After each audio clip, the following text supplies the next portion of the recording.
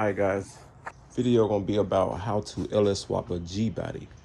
Alright, we're gonna start right here guys. I know y'all probably recognize from my other videos and stuff like that, but this is a 84 Monte Carlo SS.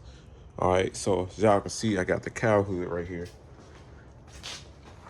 Y'all notice over there, I got the flat hood, which original came on here. I had to do a cow hood. And the reason I had to do the cow hood because I got my LS motor in here and I don't have the bracket on the alternator. I don't have the intake that's flat. So I'm gonna show y'all what we got here. All right. This is a cow hood that I got from a friend of mine. This is a 5.3 LS swap.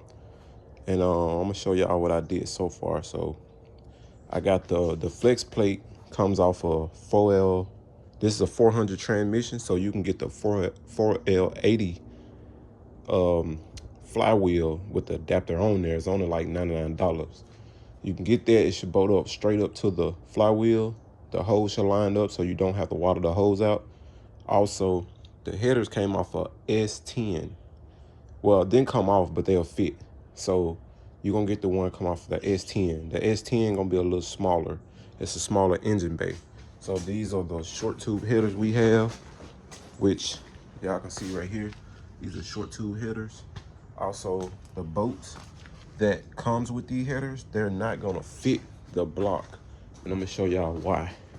So the headers, for some reason, that comes with the bolts that's a little bigger. It'll go through the header, but it won't go through the block. It's a little big. So what you will have to do, you'll have to go to a parts store and get the bolts that'll fit. And it comes with the 12 bolts. And this the part number right here. And this is what the bolts look like. They're a little skinnier. So y'all can see I haven't put that side on yet because I have the ear sticking out right there that I'm gonna have to do to put my collectors on. So I'm gonna have to go to probably Harbor Freight, or I probably just gonna have to grind that piece off so that it'll fit. And I'm gonna have to come from the bottom, and I'm probably gonna have to put a dention right there on my header. A lot of people change the pulleys, power steering pulley, because they say it hits right here. Well, for some reason, mine didn't hit. I don't know why, but the pulley is the stock pulley. But a lot of people that I noticed, I don't know if they motor just sits down, because these are the original plates, the motor mounts and stuff. So that could be a reason. You know, some people go and change their whole plates, and I think it drops down a little lower. And if it would have dropped down, yes, I probably would have put the other hood on, but I didn't have to change mine. Look how much clearance I got. I got a lot of clearance. So I'm running my factory radiator and my factory fan shroud. I have to get a fan, of course. The computer is a stock computer that comes with the motor. Drive-by cable. Drive-by cable gonna be the blue and red. Drive-by wire gonna be blue and green, I think. So you're gonna definitely need red and blue if you're doing drive-by cable.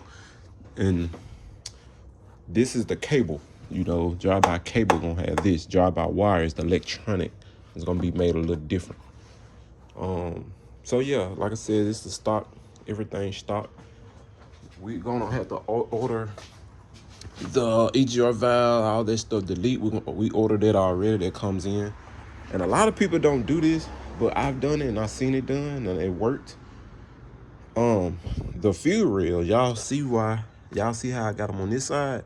It actually goes on that side, and people run hoses and stuff. But on a G-body and on like box Chevys and Cutlers and all that, most of their lines ran on the passenger side. So if y'all notice, I got my lines ran right here. So I got my connectors right here. So only thing I did was turn the fuel rail, but once you turn them, you're gonna have to modify. Like right up in here, I cut that out. I cut basically that little piece out. It's not nothing but these little humps. So you just get some, you just cut them out, and that'll sit on there, and you just plug them in like normal. Only difference is you have to just run your fuel regulator line just a little longer hose. That's it. Everything else should bolt up the same. Only thing we're lacking now is the wires. We got plugs in there. We need wires. What else? Yeah. And wires, and we need the sending unit. The fuel pump came in yesterday. We got a brand new fuel pump. I haven't even opened it yet, but it's a brand new fuel pump, guys. It's a 255 Walbro fuel pump. And I think it was like maybe $46, $50. So they all gonna be kind of made the same. But yeah, that's what we got. Like I said, we got the Hornets Ren.